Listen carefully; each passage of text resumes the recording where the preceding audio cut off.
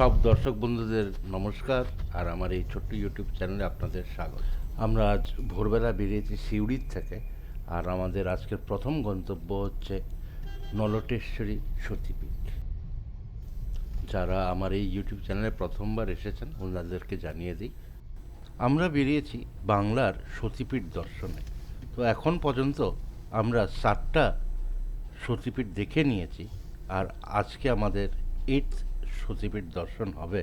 আমরা রত্নাবলী, কঙ্কালীতলা, অট্টহাস, বেহুলা, জগদ্দা, উজানি এবং কিরিতেশ্বরী সতীপীঠ অলরেডি দর্শন করেছি। সবগুলো ভিডিও আপলোড করা হয়েছে আমার এই চ্যানেলে, আপনারা চাইলে গিয়ে দেখতে পারেন। আশা করি ভালো লাগবে দেখতে।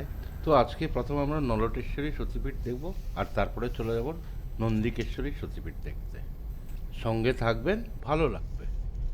তো ফাইনালি এসে পৌঁছে গেছি আমরা নলহাটি, আর এখানেই রয়েছে নলটেশ্বরী সতীপীঠ। চলো যাওয়া যাক।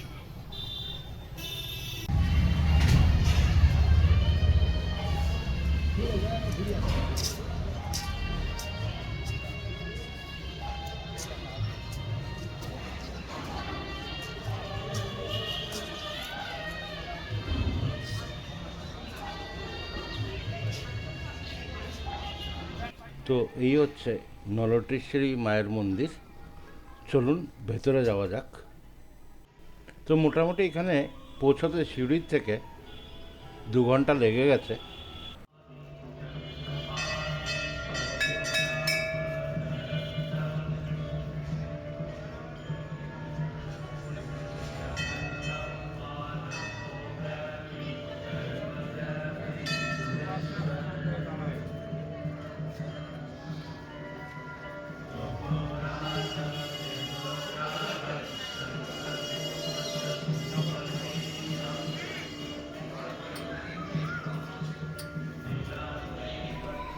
নলটেশ্বরী মন্দির হচ্ছে গিয়ে আমাদের 51 সতীপীঠের এক সতীপীঠ, আর বাংলার ভেতরে 13 সতীপীঠের এক সতীপীঠ।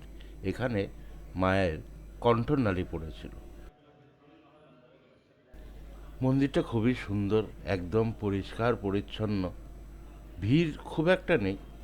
তো এখানে কিন্তু মেন কথা হচ্ছে এখানে থাকার কোনো জায়গা নেই, কোনো ব্যবস্থা নেই থাকার।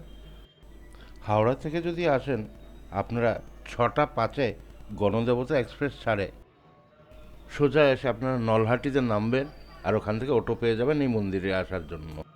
আর শিয়ালদা থেকে আসলে আপনাদেরকে প্রথমে রামপুরহাট পৌঁছতে হবে। রামপুরহাট থেকে এখানে বাস বা ট্রেন সব কিছুই পেয়ে যাবেন।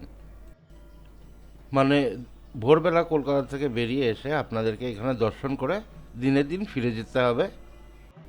আর না হলে আরেকটা অপশন রয়েছে, আপনারা নলটেশ্বরী মন্দির দর্শন করার পরে আপনারা চলে যেতে পারেন নন্দিকেশ্বরী দর্শন করতে, আর এরপরে সিউড়ি গিয়ে রাতটা থেকে ভোরবেলা সিউড়ি থেকে আবার কলকাতা রিটার্ন করতে পারেন। এখন আমরা চলে যাচ্ছি নন্দিকেশ্বরী মন্দির দর্শন করতে।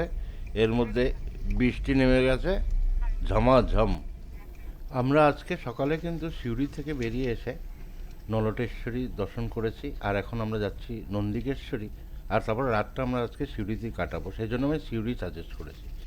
আপনারা চাইলে নলটেশ্বরী দর্শন করে আপনারা গিয়ে রামপুরহাটে থেকে এর পরের দিন সকালে নন্দিকেশ্বরী আর তারপরে বক্রেশ্বর দেখে কলকাতা ফিরতে পারেন। মানে জিনিসটা ডিপেন্ড করছে আপনার প্রোগ্রাম কত দিনের, আপনারা কিভাবে আসছেন আর কোত্থেকে আসছেন। বেরিয়ে পড়লে আর অসুবিধা হয় না, বুঝলেন তো। শুধু একটাই কথা, ছোট ছোট জায়গায় থাকার জায়গা পাবেন না। নাইট হোল্ডের জন্য আশেপাশে একটা মিডিয়াম সাইজের টাউন দেখে নিলে আজকাল হোটেল সব জায়গায় রয়েছে। দেখুন, কথা বলতে বলতে আমরা এসে পৌঁছে গেছি সাঁইথিয়া, আর এখানে হচ্ছে নন্দিকেশ্বরী মন্দির। তো কিছু কিছু জায়গায় কিন্তু মন্দিরের নিজস্ব গেস্ট হাউস রয়েছে, যদিও খুবই বেসিক। যেখানে যা ফ্যাসিলিটিস আছে তা আমি ভিডিওতে জানিয়ে দিচ্ছি। তো এই হচ্ছে গিয়ে নন্দিকেশ্বরী সতীপীঠ। এখানে মায়ের কণ্ঠহার পড়েছিল। বৃষ্টি হওয়াতে এখানে একদম কাদা কাদা হয়ে গেছে। অনেকক্ষণ বৃষ্টি পড়েছে, বেশ ভারী বৃষ্টি হয়েছে, দেখতেই পাচ্ছেন অবস্থাটা। তো এখানে যেহেতু কনস্ট্রাকশনের কাজ চলছে, মন্দিরটা বোধহয় এটার পেছনে রয়েছে। চলুন যাই মন্দিরটা দেখি। এই দেখুন প্রচুর কাজ চলছে এখানে। চারোদিকে কনস্ট্রাকশন মেটেরিয়াল পড়ে রয়েছে, শাটারিংয়ের তক্তা টক্তা, মানে বোঝা যাচ্ছে বিশাল বড় মন্দির এখানে হবে। থালা আছে থালা খালা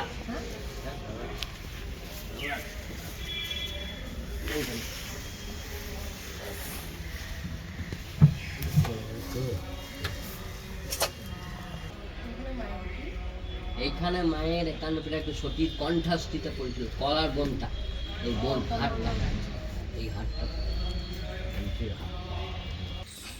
ওয়েদারটা যদিও ভালো নয়, অনেক লোকই কিন্তু দর্শন করতে এসছেন, অনেক লোক পুজোও দিচ্ছেন।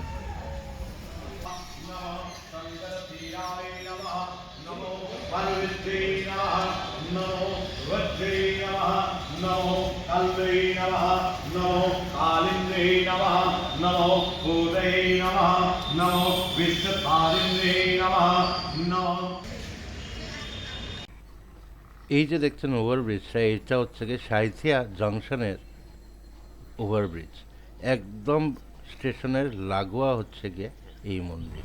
যদি কেউ এখানে কলকাতা থেকে ডাইরেক্ট আসতে চায়, হাওড়া থেকে ট্রেন ধরে আপনারা সোজা সাঁইথিয়া জংশনে নেমে গেলে একদম কাছে এই মন্দির। তো এই ভিডিও এতটুকুই রাখছি, পরের ভিডিওতে আবার দেখা হবে। দেখার জন্য ধন্যবাদ।